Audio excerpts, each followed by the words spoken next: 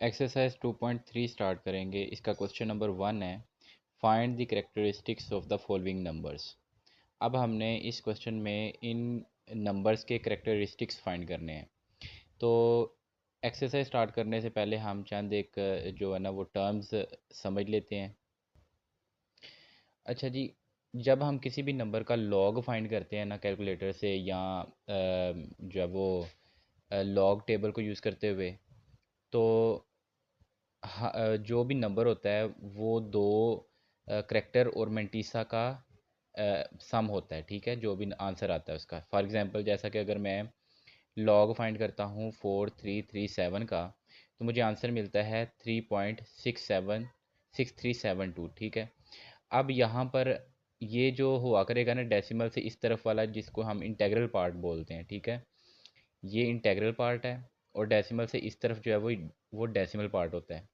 तो जो integral part होता है ना, ये करेक्टरिस्टिक कहलाता है। ठीक है, और ये जो डेसिमल पार्ट है ये मेंटीसा कहलाता है। ठीक है, करेक्टर और मेंटीसा दोनों के ऐड होने से जो आंसर आता है वो हमारे पास उस नंबर का लॉग होता है।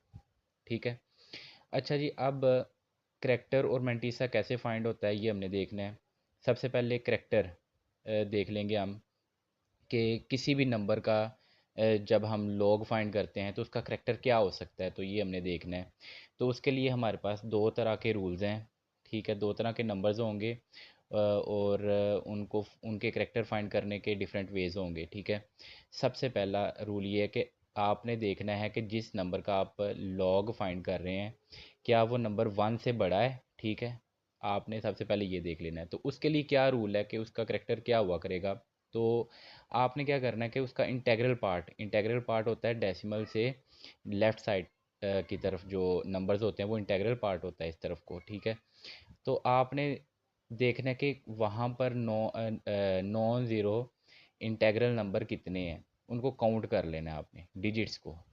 पॉइंट से इस तरफ जितने भी डिजिट्स होंगे आपने उसको काउंट कर लेना है, और जितने होंगे उसमें से एक माइनस कर देंगे तो वो आपका करेक्टर होगा। फॉर एग्जांपल से समझ लेते हैं, जैसा कि हमारे पास एक ये नंबर है 33.71।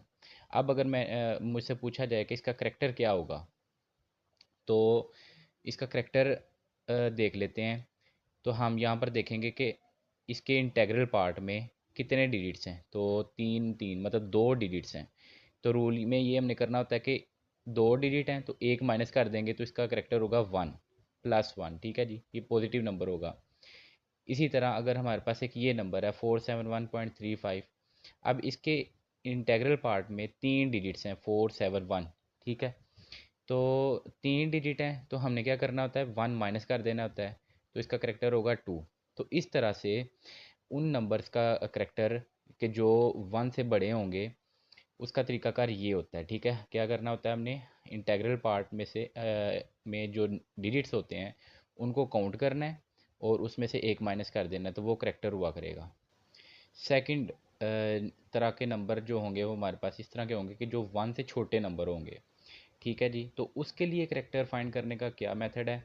तो जैसा कि ये नंबर है ये भी 1 से छोटा है, ये भी 1 से छोटा है, तो हर वो नंबर जो 1 से छोटा होगा, मतलब 1 से छोटा वही नंबर होगा जिसका इंटेग्रल पार्ट 0 होगा। ठीक है जी, तो ऐसे नंबर्स का जो है वो हम करेक्टर कैसे फाइंड करेंगे, तो उसका ये मेथड होता है कि हमने पॉइंट के बाद, डेसिमल के बाद देखने होते हैं ज़ीरोज़, फ़ौरन बाद कितने ज़ीरोज़ हैं। ठीक है, पॉइंट के फ़ौरन बाद कितने ज़ीरोज़ हैं, जैसा कि पॉइंट के बाद एक ज़ीरो है, ये पॉइंट के बाद दो ज़ीरोज़ हैं, पॉइंट के बाद कोई भी ज़ीरो नहीं है।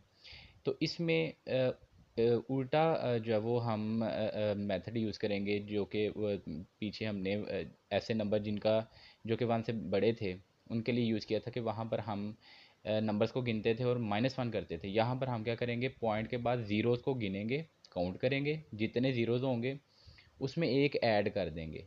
ठीक है, तो वो हमारा करेक्टर होगा, और वो माइनस में होगा। इन नंबर्स के लिए करेक्टर जो भी होगा वो माइनस में होगा, जिसको आप माइनस में लिख सकते हो या बार की फॉर्म में। फॉर एग्जांपल यहाँ पर देखते हैं, पॉइंट के बाद है 1 0, 1 में एक और ऐड करेंगे तो 2 हो जाएगा, तो इसका -2 करेक्टर होगा या बार 2 करेक्टर होगा। इसी तरह इसको देखें तो पॉइंट के बाद दो ज़ीरोज़ हैं।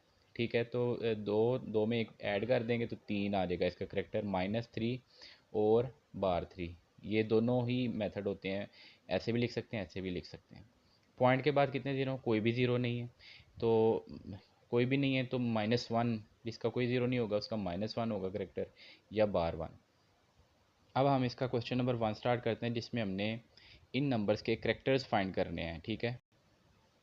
तो इसका पार्ट नंबर 1 है 5287। अब ये इंटेग्रल पार्ट है, ठीक है। तो इंटेग्रल पार्ट में क्या रूल है कि हमने डिजिट्स को गिनना है, काउंट करना है। जैसा कि इसमें 4 डिजिट्स हैं, 4 में एक माइनस कर देना होता है, तो इसका करेक्टर क्या होगा 3, और वो पॉजिटिव होगा, तो करेक्टर इसका 3 हो गया। सेकंड पार्ट में अगर देखें तो 59.28, अब ये भी नंबर 1 से बड़ा है, ठीक है। तो इसका इंटेग्रल पार्ट देखेंगे कितने डिजिट्स हैं इसमें, 59, 2 डिजिट्स हैं, 2 में एक माइनस किया तो एक रह गया, तो करेक्टर इसका 1 होगा। थर्ड पार्ट में अब ये 1 से छोटा नंबर है, अब इसका करेक्टर माइनस में होगा, ये तो आपने पहले ही जो है ना वो देख लेना है। पॉइंट के बाद अब ज़ीरोज़ को काउंट कर लेते हैं, तो हमारे पास यहाँ पर सिर्फ एक ही ज़ीरो है, तो एक में हम अब यहाँ पर हम 1 ऐड करेंगे, 1 + 1 2 हो जाएगा, तो इसका करेक्टर क्या होगा बार 2 या -2 भी लिख सकते हैं। पार्ट नंबर 4 देखते हैं 234.7। अब यहाँ पर ये 1 से बड़ा डिजिट है, ठीक है। तो इसके इंटेग्रल पार्ट में डिजिट्स को गिनते हैं तो वो 3 डिजिट हैं, 3 में से 1 माइनस कर देंगे तो 2 रह जाएगा, तो 2 इसका करेक्टर होगा, character is equal to 2। Part number 5 देखें तो ये भी 1 से छोटा नंबर है, तो इसमें हम क्या करेंगे कि पॉइंट के बाद ज़ीरोज़ को काउंट करेंगे, 1 2 3 4, 4 ज़ीरोज़ हैं, 4 में एक ऐड कर देंगे तो वो हो जाएगा 5, तो -5, या हम लिख सकते हैं बार 5 इसका करेक्टर। सिक्स्थ लास्ट पार्ट है हमारा, ये एक इंटेग्रल नंबर है, ठीक है, इसमें कोई डेसिमल पॉइंट नहीं है, तो ये इंटेग्रल नंबर है। तो इसमें हम क्या करते होते हैं कि सारे डिजिट्स को गिन लेते हैं, 1 2 3 4 5 6, 6 डिजिट्स हैं, तो इसमें से एक माइनस कर देंगे तो 5 आ जाएगा, तो इसका करेक्टर क्या होगा 5। इसमें बार या माइनस का साइन नहीं लगाना।